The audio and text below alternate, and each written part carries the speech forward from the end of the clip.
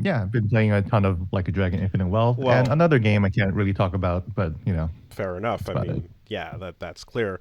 But yeah, I guess I suppose to brass tacks, uh, like a dragon, That's y'all, so goddamn good. y'all have. So what's your point? How far are you in, Pat?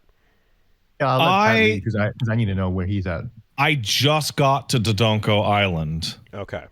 and I had to call it for the night because baby needed me, which was the fucking face. So it represented this perfect encapsulated moment of people who have maybe played a bunch of Yakuza or Like a Dragon games, but maybe not 7 or maybe not 8. So Wooly, you would fall directly into this. Mm-hmm. So Kiryu always had something really specific, and there was the serious crime drama dimension. Mm-hmm, mm-hmm. And then there was what, everyone has a different name for it, the side quest dimension. Yes. And they would not meet. Mm-hmm. Like Kiryu didn't talk about Pocket Racer or fighting a giant octopus. It's the manga when he was chapter. Dealing with Tojo shit. It's the dead serious manga chapter, and then the 4 coma that you read afterwards, and the goofy hijinks in the 4 coma. Is a different reality. Yeah. It was a little bit there in 7, but it's full force in 8, in which that line, that division no longer exists in any way. And you're on your way to a location, and Kiryu will just chime in and be like, yeah, I fought a giant squid once. It was crazy. And everyone's arguing about like whether or not doing a girl's nails is like making a goddamn fucking Gundam model kit, which is really strange. That's pretty good. That's the great. actor who plays Nanba played Hideaki Anno in a TV show, and now Nanba is more like Hideaki Anno in 8 as a result. Okay. So first of all, so yeah, I know that I'm coming in uncaught up and late to this franchise in general and all this, but I know as well that like you guys have been going hard and there's lots of great shit to talk about. So while giving folks perhaps a light spoiler warning for the new game, don't worry too much about me and this stuff. That's okay. Just go for what you want to talk about. I'm not going to talk about anything of spoilery nature. Okay, well, like I know where I'm at, so I'm fine with that. You can talk about cancer if you want. It's okay. Well, I just we have cancer representation on the podcast now, and that's not something that a lot of people get to say. So to be fair, yes, this is true. Yes. But on what you just said, Pat, like for me, it looks as if like.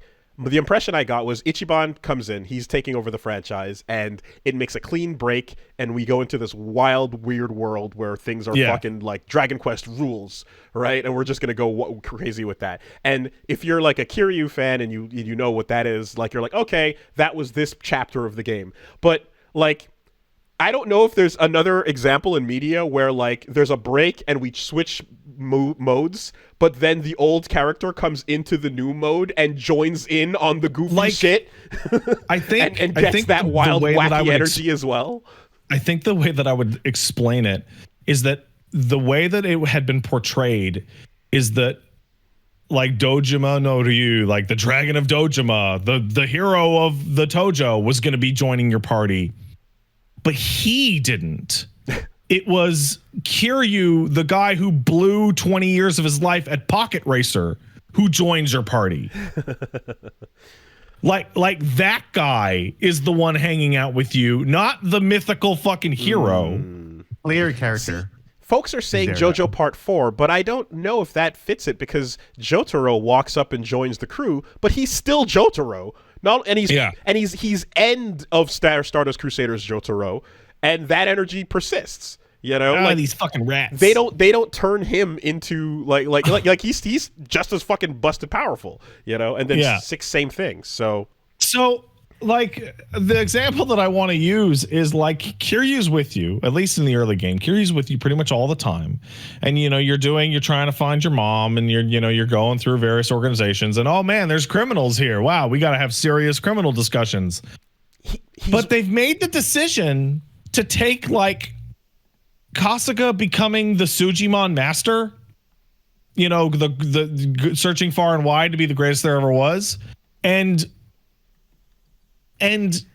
Kasuga diving into the depths of the abandoned development project that has floors that change the layout and is inhabited by ghosts and demons as mandatory parts of the main story that can't be avoided. There's no that was like so when you're weird to dealing hear with that's like mandatory. When you're dealing with Dwight, the leader of the Barracudas, and he's evil, and he's voiced by and acted by Danny Trejo, and it's very serious. In the old games, you'd be like, okay, now time to go How to Train Your Dominatrix, and haha, we're going on a wacky adventure. But because you chose to do that, you can mentally separate those. Yeah. Those events are like one day to the next and can't be separated. That's what they did. They went to the magic dungeon in the middle of town in which you have to deal with a robot to sell you things. A robot that tells you, hey, dude, I'm sorry I can't help you more because I have the battery life of a Game Gear. Have you ever heard of the 1991 Sega Corporation handheld device, the Game Gear? It had incredible titles such as this and this, but unfortunately failed in the market due to its battery life. Well, that's my problem. Anyway, and it's all just mashed in. Containment breach has occurred, and the side quest dimension is now canon reality. Dodonko Island. Dodonko Island is mandatory. Yeah, dude, you get kidnapped by fucking Muppets from Japanese TV. Okay. And go to Dodonko Island. Yeah, just Ichiban. Everyone else is not there.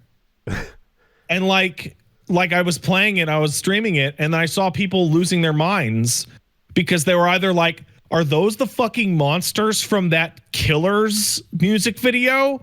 Or are those the Grand Blue gotcha characters? And the answer is yes, they are. They are nightmarish freak Muppet creatures. One of which is probably the inspiration for the "Don't Hug Me, I'm Scared" red guy, because he looks like a nightmare. Okay. They kidnap you, and they go, "You have to help us clean up our shithole island and save it from pirates." And that's just part of the core plot. And we've moved past the VTubers at this point. Oh, long past. From earlier in the game. Okay, all right. Yeah, the VTubers was the inciting incident. Right. Yeah, But, VTubers in the dust. Yeah, okay. Now we got a VTuber hanging out at our bar. Yeah, okay. Mm-hmm. It's wild. The distinct the shenanigans are everywhere. They permutate everything. So fucking funny. Yeah. So Gene, I guess having gotten the full experience down here, I mean, is it just 1-to-1 with your childhood? So I did a stream, and Pat graciously rated me afterwards too, so that helped. But I did a stream talking about, just basically what they did, and like Woolie, I remember you talking about, as you're walking to Kamurocho in the first person, and you feel like you're just right back on vacation, right? And that's exactly what this is, like when I'm back in Honolulu, and I'm just like, oh, I'm just back in 2013, 2012. When T-Pain was popular, and T-Pain's in this game too, just walking around, and I was like, oh, this is where I used to buy cocaine from the Honolulu harbor. That's wild. Which is what's crazy about the Honolulu harbor, where you can buy drugs IRL, is that when you go there, the level of enemies there are fairly high level, because you know how. Oh, is that where you fight that YouTuber? Yeah. That's exactly. Oh, dude, that area is way stronger. Yeah, that area is way stronger because they know IRL. That's where the beasts. That's where the beasts roam. You know? Damn. Okay. So how when you beat the game, you're probably you have to be level 60 or 70, right? Like the level characters there are level 50 characters. I like endgame shit. I like to imagine that in addition to getting just because multiple game studios have sent their teams to locations to film, record textures, get all the work. So hey, when Ezio's in Italy, we can get Florence as accurate as possible. Right. Getting the texture of Honolulu and Hawaii in general is one thing, but now we got to talk to some people and ask them to draw up the aggro zones on the map. Yeah. Which areas are redder than others? I think it's like bananas because we've had I think it's we're up to 17 different games, right? And they took place in Tokyo, and they took place in Osaka, and they took place in Hiroshima, and all these different locations. And you're like, wow, they really nailed it. And it's like, well, yeah, it's the country that they live in. Mm-hmm. And they can hop on a train and go to these locations. It's not a big deal. So if they try really hard, they can do it. But to hear Gene describe, oh, yeah, dude, that's the store my mom used to work at. Or, oh, yeah, that's where the 24-hour gym is. And, oh, yeah, the tough enemies are at the drug spot.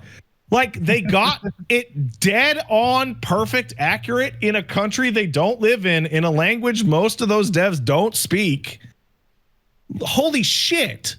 I interviewed him. I did an article last week. And one quote that I didn't include in the article is when I asked him about, when you went to Hawaii, it's very interesting that you pick certain areas that were really, really dangerous. And they were like, well, because we thought when we went there, we thought that they looked a little shady. And I was like, yes, those places are indeed shady. You read the area correctly, Yeah. So Hawaii does have a large Japanese population that's there. I imagine like Pat, you finished the Barracuda site. Yeah, I did. Right? Yeah. And so you went through the mall and the cop. The underground mall, yeah. That whole area is like the red light district of Honolulu, where of course it is. That's where the strip club is, and that's where the strip club is in the game too.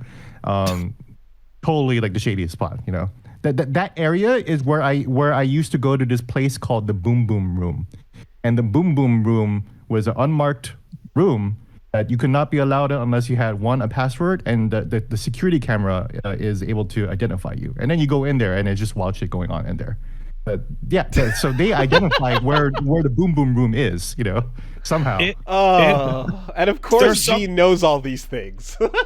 There's something, even from a game perspective, but knowing that these are amalgamations of real locations, that I don't know how they were possibly able to grab this. They must have had some incredible guides from the natives, because in Yakuza 1, you go to the shady homeless encampment, which leads you to the underground shady casino fucking thing for rich people, where all the crazy shit goes down. In Yakuza 8, in Like a Dragon 8, you go to a similarly shady place of real Hawaii so that you can go into the underground place where all the rich people do all their rich shit, and it looks the same. And it is the same, but it also is the same. They magnetize to a place in the real world which would imitate their existing use of the real world in a different country. Yeah. This is where the underground casino would be taking place in Japan. So this would be where it is in Hawaii, I guess. So they're just taking the Yakuza tropes and applying it to Hawaii, which is very interesting. So it has a really nice feeling of you know what? It's pretty much the same everywhere. Yeah. We're all different, but. Because as I was playing it, I was like, am I going to fight the governor of Hawaii and as the last boss? I don't know. So in seeing too that Hawaii has a large Japanese population, I kind of wonder if they're going to continue the trend of picking other settings and moving out. It's do you go to Japantown, LA, as a possible thing you can build out and make super accurate, because there's a sizable population there that you can, and then continue further adventures, get on land in America, or do you go the other way and go to Korea? How do you build this out? They made they make the region and then they use that region. So we're gonna go back to Hawaii for at least 2 more games, a little bit longer.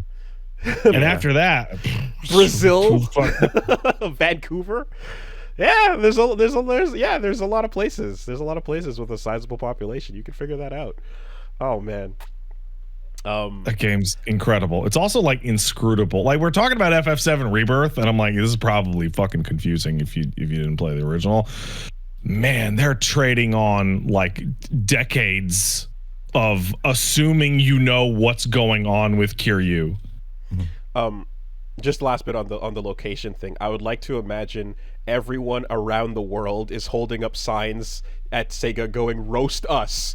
Come to our country and roast us." It's like on Reddit, the roast me fucking subreddit. Yeah. Just like that for like, yo, please fly out here and just wreck our shit. I want to see what a rare Montreal Sujimon looks like. And they also talk about like the homelessness issues and how like people. Pat, how far are you in the story? Dodonko. So I've gotten to the part where they're walking around complaining about the rent.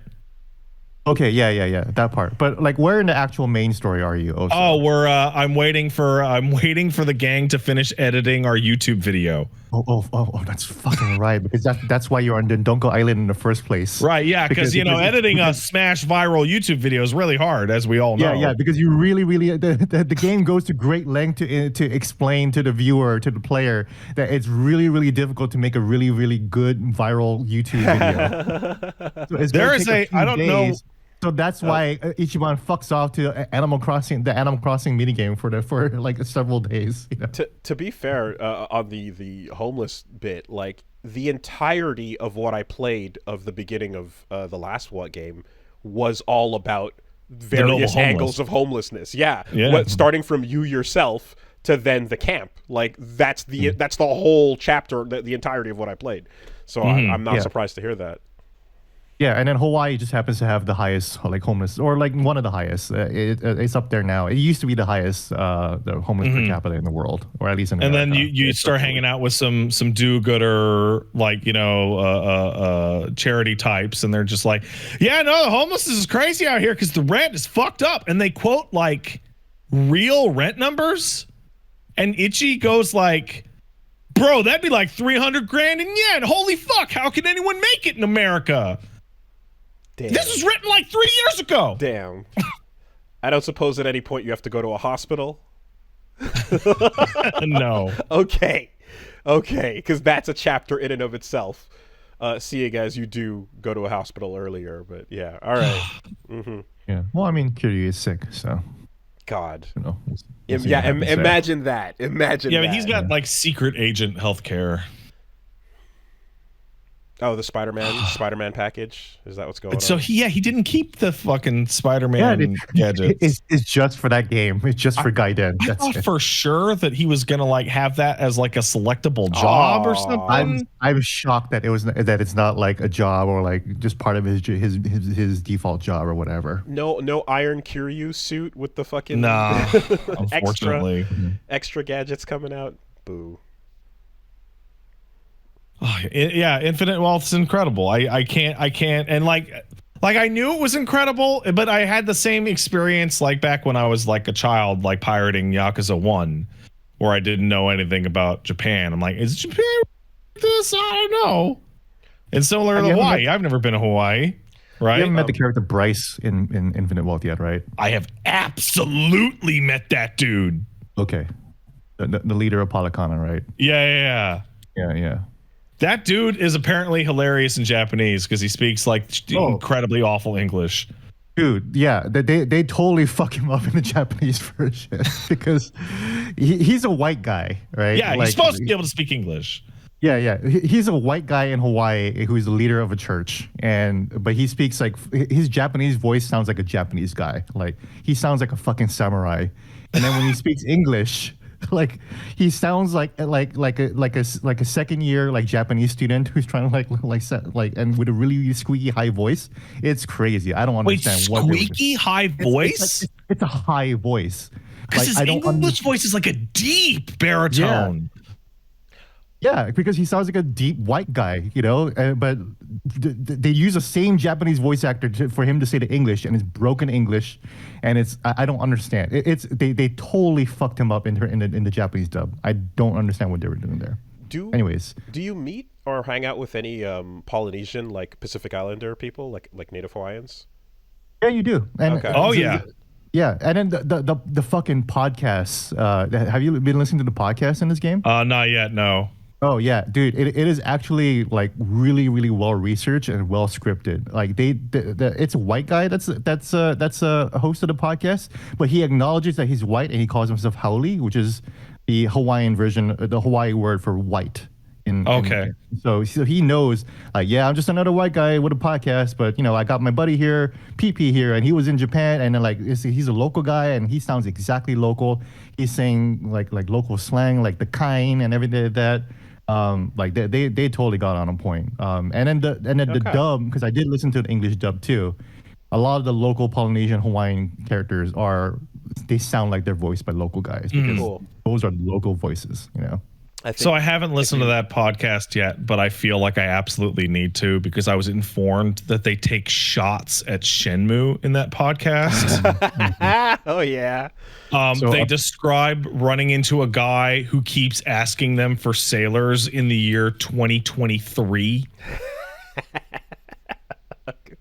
Okay. So like, yeah, Perhaps no, the game of Shenmue. Lucky Hit. That's good. Shenmue is canonical to the wider Like a Dragon universe, and he didn't get anywhere. He's still looking for him. He never solved the problem. No. Landy got away. 16 parts, man. Another 48-year-old Japanese guy wandering the world, but then he just never found Landy the whole time. That's great. No idea what that girl was doing back there in that village too. What was her name? I forgot. Oh, Zhao Yu. I was going to call her Zhao Yu because that's the first Chinese girl name, and I'm playing Tekken also. So. Looking for a stupid mirror. God. Oh man. I completely missed Shenmue, and I feel like I should not even bother. You've played its replacement. You're more than fine. Speaking of replacement, there was one thing that it's supposed to be a cool Easter egg, but instead it cut me here, where you unlock the action hero job in Like a Dragon, and your fucking skills are all Virtua Fighter combos. Oh no! And you're just like, fucking god damn it! That's cool. Is he actually doing fucking Akira elbows? Well, and he is. And like the first one you unlock Jackie is Flash like kicks. which it's like Eileen's like spinning kicks. Like what a weird choice. So recently we talked about the switch from FF to like the 16 character action direction things are going in, and we talked about how the Yakuza has now turned Like a Dragon Goofy franchise has taken over completely. Does anyone that's a fan of the whole series and the main lines and everything like actually miss the serious main line quests, or is it fair to say everyone is thumbs up on the goofy shit is now the whole point? Oh, I think I haven't seen anybody complain about that. I know. Yeah. Seems like I that's... thought you were going to say, does anybody miss the action games? Oh, no. Combat wise, yeah, it's a different genre. It scratches a different itch, no question. But like at the same time, like it's pretty clear from like the way they put out Judgment that like there's going to be the next game they announce is going to be a fucking action game. Mm-hmm. Okay. They're just gonna ping pong between the two, and that'll be where you get your fix. I'm not like a huge fan of mini games, but like I spent 20 hours on Dodonko Island, making sure that it got to a 5-star resort. I did not play Dodonko Island during the review period because as soon as it started, and I think Pat was discovering that shit is fucking deep. Yeah, there's a lot. It's a whole different game system. Well, it's its own game. It like loads you into a different engine. Like that's how seriously they take it. The cameras pull back, your controls are different. All the menus are their own bespoke menus that have different functions. Yeah, the Ichiban just controls completely differently. Like the way you run and the way like he moves around is like just different. The way he can do real-time attacks. There's a net button and a fishing button. It's bananas. It feels like It's not, or at least I don't think it is, but it feels like Sega had a fucking Animal Crossing game that they were working on, and the Like a Dragon devs just went to their office and stole it and just jammed it in. Yeah, because it's really really. So I have a 5-star resort. I have a 5-star Dodonko Island, and I upload it on the internet, so you can actually visit it if you somehow find me for some reason. But you haven't started getting guests on your island, right? No. Yeah. So eventually, Dodonko Island starts as Animal Crossing, and it eventually becomes The Sims, where people start visiting your island, and you're starting to build the island to tailor it to their tastes.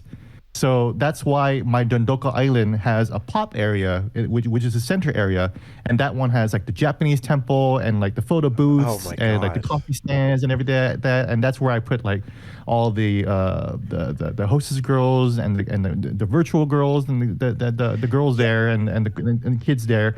And then I have I'm Strip Club Jesus, so I have a sleazy area.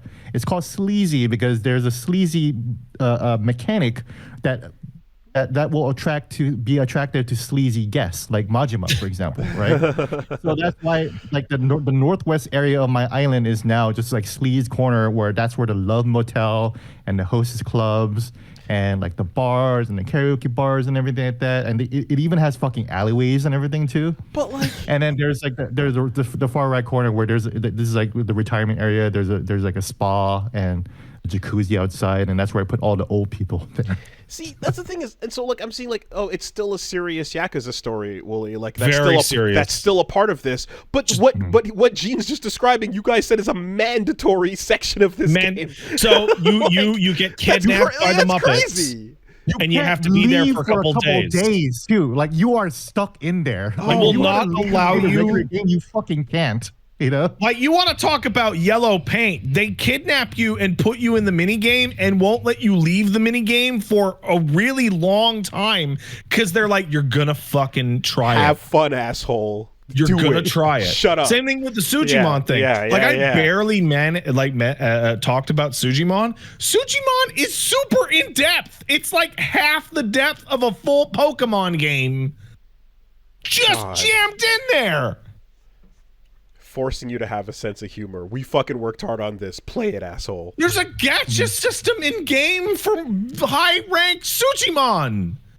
You're hoping you're gonna get like a SSR Sujimon. And here's the thing, Pat. The Sujimon system integrates with the Dodonko Island system because you eventually get a Dodonko farm, and it becomes fucking Power World. And then you start assigning your Sujimon to different tasks, including building wood, growing, and then you work them in the fucking fields. Oh my god! You're growing tomatoes and basils and vegetables and all these delicious wheats and grains. You know.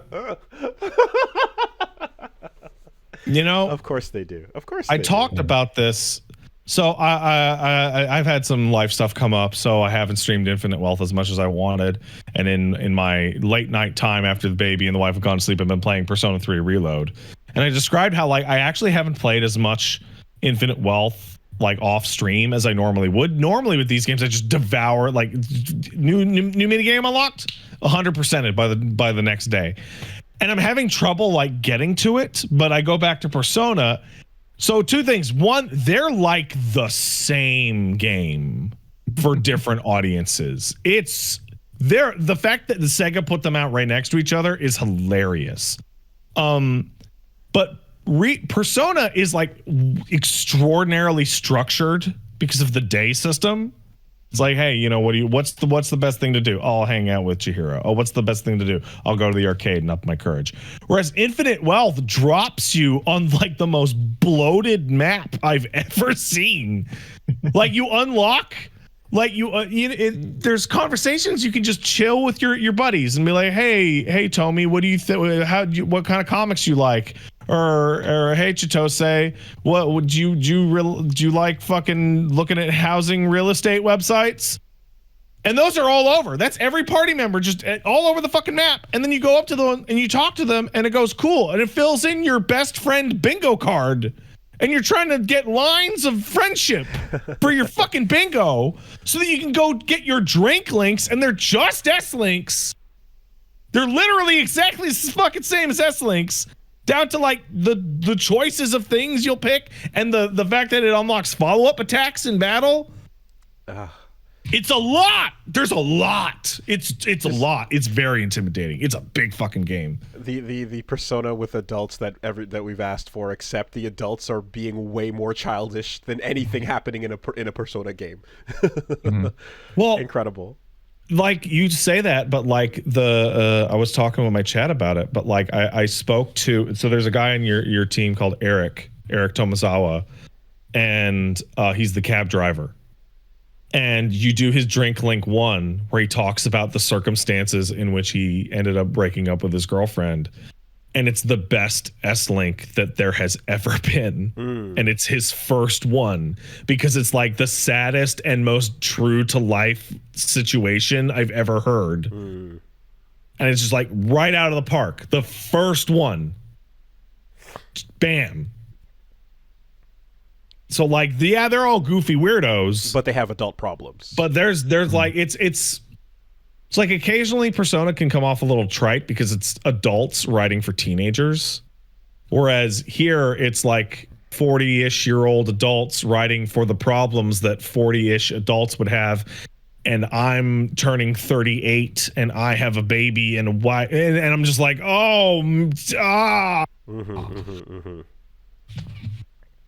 Fantastic.